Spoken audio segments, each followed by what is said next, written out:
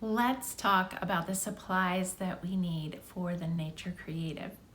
So first of all, you need some kind of sketchbook.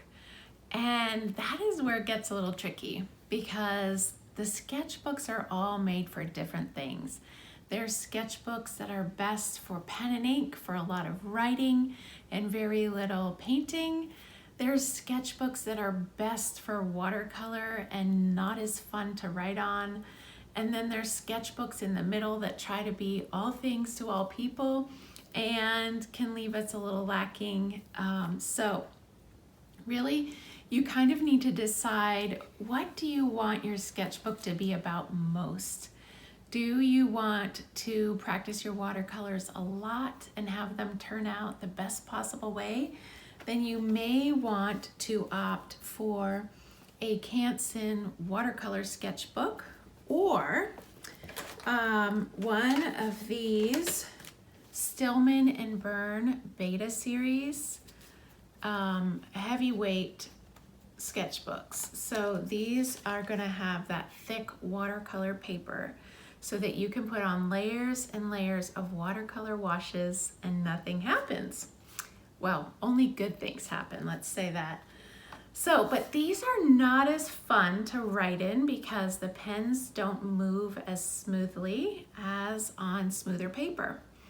But you can get around that a little bit by using Sharpies, thin Sharpies. Some pens work a little bit better than others. So you need to think about this. Now, if you really enjoy mostly writing, I do really like these. They're called Hand Book, and there's a little dot in the middle between hand and book. I like these journals a lot. I've used them for a number of years. I do put some watercolors in them, but you just have to be, you can't do a lot of washes over and over again. You just have to be a little patient with the paper. But they come in all sizes and they are kind of fun. So that is Handbook. This is Stillman and Byrne. Canson watercolor. Now, if you want, you can do a Canson mixed media, and that tries to bridge the gap. So you can do watercolor in there, and it works okay. You can, let's see, the paper might buckle a little bit, but it does try to be all things. You can get the Canson notebooks in whatever size you want. Another option would be to get a mixed media sketchbook or one of those handbooks, and then get yourself a pad of Canson watercolor paper so that you can do the heavy watercolors on the actual watercolor paper, then cut them out and then paste them into your book like this. So that way you would be getting your own best of two worlds. So those are some options for sketchbooks.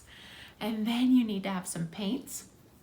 And you can buy from me this 6-color palette. These are the colors that I paint from in all the classes so far. You can take them out of this tin and buy yourself a tin like this on Amazon. This is what I use. I have these 6 colors in here. These come out too. So the colors are written down for you. I use artist grade watercolors because that gives us the best result. And we want everything going for us when we are working with watercolor. Another really easy paint set is this Winsor & Newton travel set, which is fairly inexpensive on Amazon and has a number of colors, and they correspond close enough to the colors that I use in my own palette. So you need to have some paints.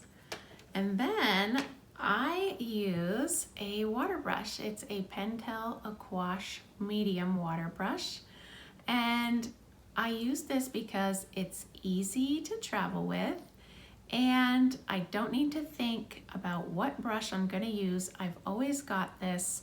It also is one brush that we all can buy and be on the same page together. So you can use regular brushes if you want, but I'm going to do all the tutorials from this water brush. And then you need an eraser. It could be one of these polymer erasers or one of these kneaded erasers, which I'm always losing and getting all dirty. I just have a regular pencil and a gel pen that is a Pilot gel pen. Love this. For a permanent pen, I use a Micron and 05, 03, or you could get an assortment as well. This is handy if we need to draw and then paint on top of it. I love my white gel pen because in watercolor, we don't have white paint unless we go into the field of gouache. So this is really helpful for highlights. And then I do love this brown gel pen that you can find. It's a Pilot Juice pen and it's brown ink. So lovely for nature journaling. And then I'm really partial to Sharpies for nature journaling. Both thick ones like this, in black for sure, but colors are fun. And also thin ones.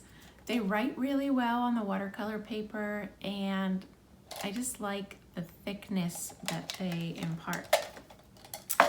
I like Viva paper towels. They're really nice, and you do need some paper towels for that water brush. A few extra things would be nice to maybe have some clothespins to keep your pages open, especially if you're outside and it's windy. Some painter's tape or regular masking tape. Sometimes we use this to block off a certain area and paint just inside that area. So I call for this sometimes. And a ruler is always handy, especially if you want to measure something, get some information. I usually keep all my stuff inside a little pouch like this, so it's easy to grab whenever I need it, run out the door. I know where it is and I don't have to look all over the house. One other thing, I really enjoy having a little nature journal that is simply this 5-year memory book.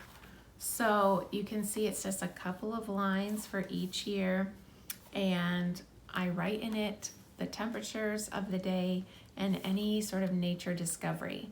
It's really fun to look back over the years and compare notes. And this keeps me nature journaling even when I can't get to the watercolors and the more formal notebook. So think about this. I think that's it for our supplies.